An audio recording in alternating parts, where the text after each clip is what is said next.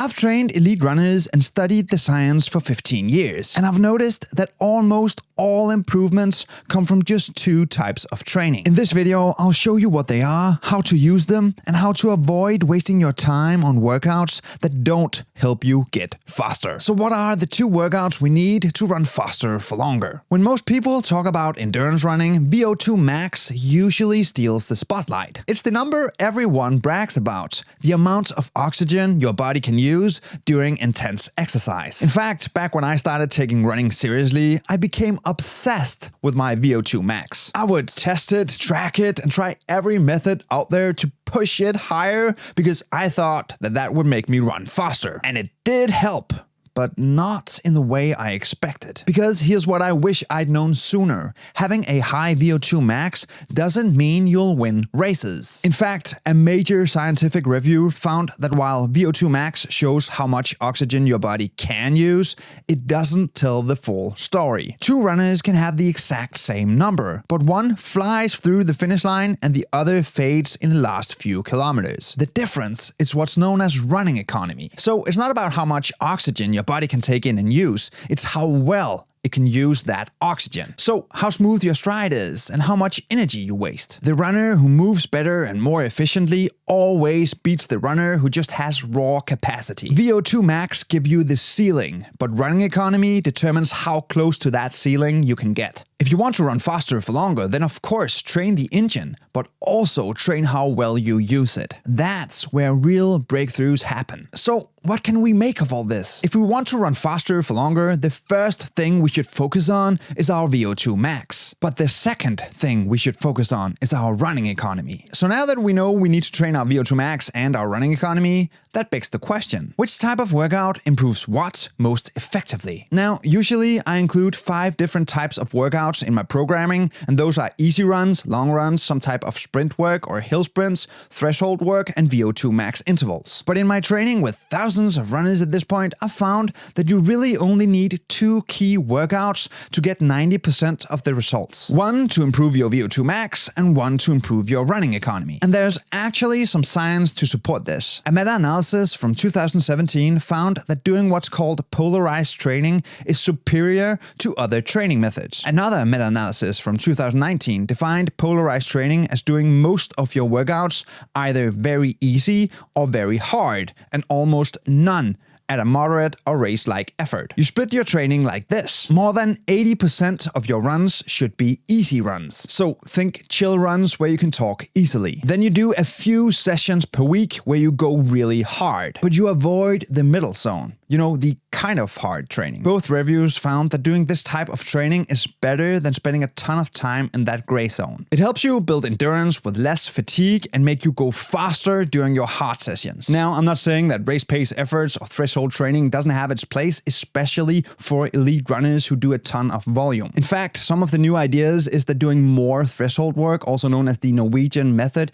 is actually superior when you combine it with a ton of volume. And the way we train might change in the future when we get more studies. But for now, across all current literature, doing polarized training consistently outperforms other methods for most runners. So go easy most of the time and go hard occasionally. So if you're going to go hard once or twice per week, what's the best way to do it? Let's break down the single most effective workout for increasing your VO2 max. You see, to improve your VO2 max, there are really 2 ways you can do it. Research has shown that just running more and increasing your volume will increase your VO2 max, but it's not the most effective way. As you might know, high-intensity interval training is an especially great tool to enhance your VO2 max. A study published in the Journal of Strength and Conditioning Research in 2012 showed that just 6 high-intensity interval sessions completed in a period of 2 to 3 weeks boosted VO2 max by an average of 5.5%. So now we know that to maximize our VO2 max, we need to combine a ton of volume with some high-intensity interval training. But if you could only do one workout to improve your VO2 max,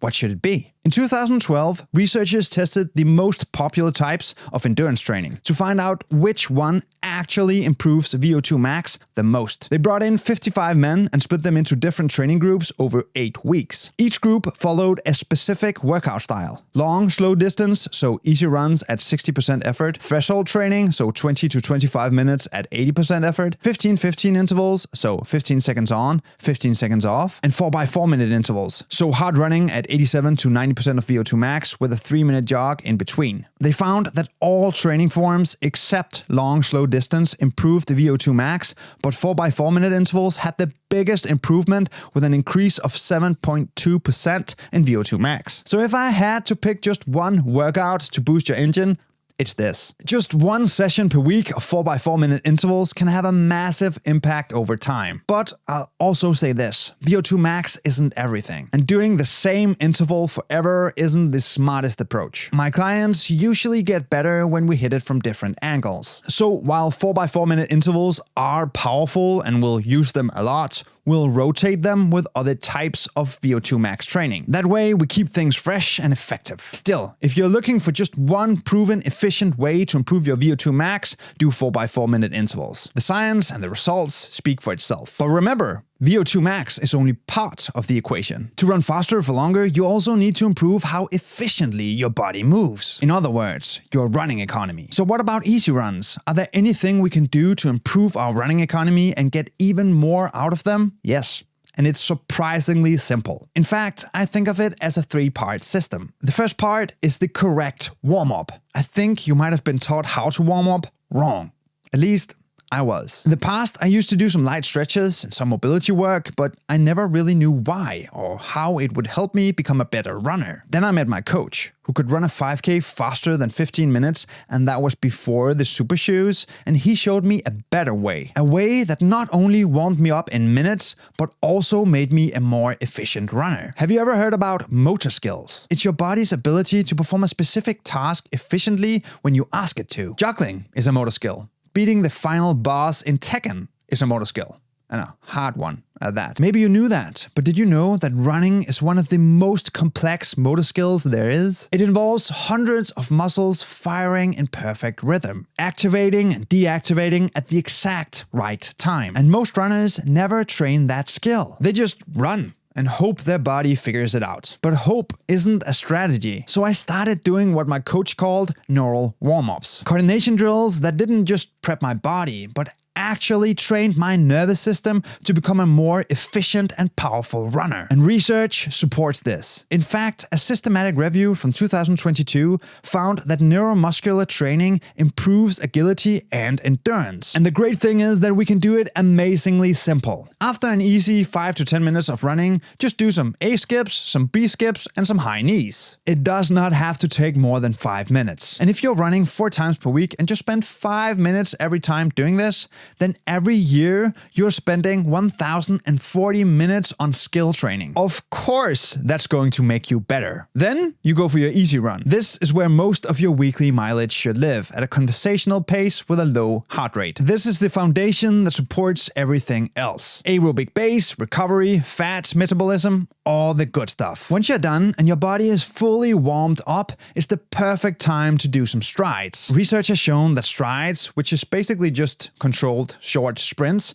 will improve your running economy. So finishing your easy runs with 4 to 6 times 20 seconds at a hard but controlled effort will help you run faster for longer. Focus on tall posture, good running form, and staying smooth. Walk or jog for about a minute in between each one. And then finish your run with about 5 minutes of easy jogging to cool down. So how do you run faster for longer with only 2 different workouts? Do 1 to 2 sessions per week focusing on your VO2 max, doing something like 4x4 minute intervals. The rest of your runs should be easy runs of different lengths. Upgrade them with a short drill-based warm-up and some strides at the end. But these workouts won't help you if your limiter is holding you back. So to help you find your limiter and actually fix it so you can start running faster for longer and actually achieve your potential, you should watch this video next.